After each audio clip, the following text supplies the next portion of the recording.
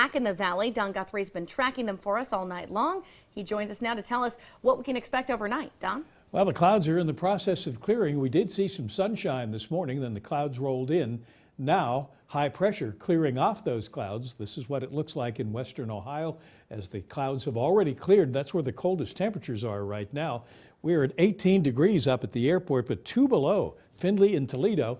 That's where the coldest wind chill temperatures are as well. And that's about where we will be tomorrow morning. Let's go outside to Josh Furketic. Don, very much. Still a little bit of snow falling here in Boardman. Right now, temperatures in the high teens. According to the Kestrel here, we're looking at about 19 degrees outside. And with the wind, we've been having gusts of about 8 or 9 miles an hour here at the Home Depot in Boardman, meaning wind chills are going to be down into the single digits. The one good thing with this accumulation that we're getting right now, with the precipitation that we're getting right now, it's not accumulating here on the ground, but what is on the ground is ice. Anything that's been on the roadways from that storm that we got Tuesday night into Wednesday has really turned into ice, and you can see in this parking lot, it's basically one large sheet of ice with a couple of chunks here and there that you can see. So if you're going out here this evening, if you're working tonight and you're going to be driving into work, be very careful on the roadways, even in the parking lots as well as when you get into work. Make sure you're very careful when you're walking in. Also tomorrow morning as well, this will still be here then too. Now I talked to the people inside the Home Depot that say that any of their winter supplies are really going by the wayside. Out of snow blowers, out of space heaters, the one thing that they do have is rock salt. And be up to date here with us on WKBN. Stay with us here on the air, also online, WKBN.com. As I've been teasing it all evening long as well, our mobile app on the Apple at the Apple Store or with Google on Android as well. There you can see the latest radar, the latest temperatures, and the latest closings, and also the latest delays for schools and churches or anything that you're going out to. For now, live in Boardman, I'm Josh Furketic, WKBN 27 First News. Dave, back to you in that nice, warm, cozy studio. All right, Josh, thanks very much. Stay warm and a safe journey back here. Well, a man from Niles who some felt resembled Santa's heading to jail. Today, 65-year-old William Brock pleaded guilty to child porn. A judge sentenced him immediately to 20 years behind bars, figuring that would be the rest of his life. Now, after a July raid at Brock's home, prosecutors found thousands of pics and videos of young children, including a girl from Austintown. There are some live local victims. I mean, we felt a 20-year sentence is a stiff sentence for possession and production of child pornography, given the cases that we've dealt with in the past. Connie Ramirez pleaded guilty to rape and child porn in September and was sentenced to 25 years in prison. Prosecutors say she was sharing the video she took of a child with Brock. Ohio wants your help finding dozens of unregistered sex offenders. The Attorney General's office has pictures of 174 sex offenders who have failed to tell the state where they are living. Now, we have a link at WKBN.com where you can see all of their pictures. We found at least 3 men with previous addresses in Youngstown, Beloit, and Lisbon. If you recognize any of the people, call police. A pharmacist from Salem will be spending the next 2 years in prison for health care fraud. 53-year-old Bruce Franken was barred in 2003 from participating in all federal health care programs, including Medicare. But while working at Lee's Pharmacy in Salem, he filled Medicare prescriptions. He then billed the government a violation of his ban. As part of his guilty plea, Franken must also pay back $300,000 to the Medicare program. An update on the story we brought you last Friday about that meth lab operation in Coatesville. Aaron Nupp was indicted on 3 new counts today, including illegal manufacture of drugs and possessing chemicals to make meth. He's already facing drug trafficking charges.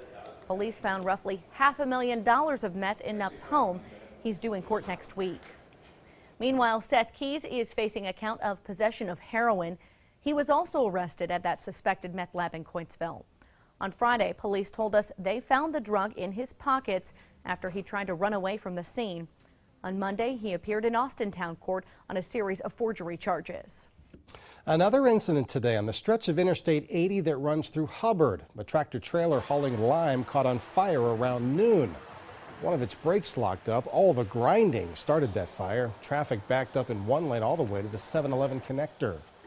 Well, some good points were raised today during a public hearing on the sale of Sharon Regional Health System. The hearing satisfied a legal requirement since Sharon Regional is nonprofit but would become a for-profit hospital under Community Health Systems. Joanne Joffrey was concerned about how long it took Northside nurses to get a contract, and that hospital is also owned by CHS. I'm not saying that I'm opposed to it. I'm just saying that I think everybody's painting a nice rosy picture here, and all I want to do is get beneath the veneer and find out what's, whether we're on canvas, wood, or concrete. Another concern was the hospital's financing. You can raise any concerns or address them to the Attorney General's office in Pennsylvania. In 3 weeks, that office will decide if the sale goes through. Former Youngstown Mayor Jay Williams has cleared another hurdle for a new post in Washington under the Obama administration. We caught up with him today, and First News reporter Josh Frketic has the story. Jay Williams got the recommendation of the U.S. Senate Committee on Environment and Public Works Thursday to become the head of the Economic Development Administration. Williams thinks his Mahoning Valley experience bodes well for the new position. And also the Mahoning Valley being a bellwether, because things that are successful here really bode well for other parts of the country. That new position would focus on economic development specifically per region. Through the confirmation process, Williams says that he has seen great potential in that new job and a joint effort to move the economy forward. There was a common theme and a common appreciation of the potential of the work that EDA has done in the past and the potential that EDA has to really help shape those regional economies. So it's something that I've seen an appreciation from both sides of the aisle. Williams tells me that with the amount of manufacturing jobs that will be coming back to the U.S., that the Valley needs to work together to be competitive. That we will rise or fall as a region. When that manufacturing, those contemplations are made in terms of where those investments go, whether it's in Youngstown or Warren or Girard or Niles, understanding that we have to compete as a region. That's first and foremost. Williams will now wait on the entire Senate to vote on his recommendation. He told the crowd at the regional chamber breakfast that there will still be struggles, but he's optimistic for the Valley and the country. The future, again, is not without its challenges. It's not without headwinds. There'll be pitfalls and things that we have to deal with, but I am eternally optimistic. In Boardman, Josh Frketic, WKBN 27 First News.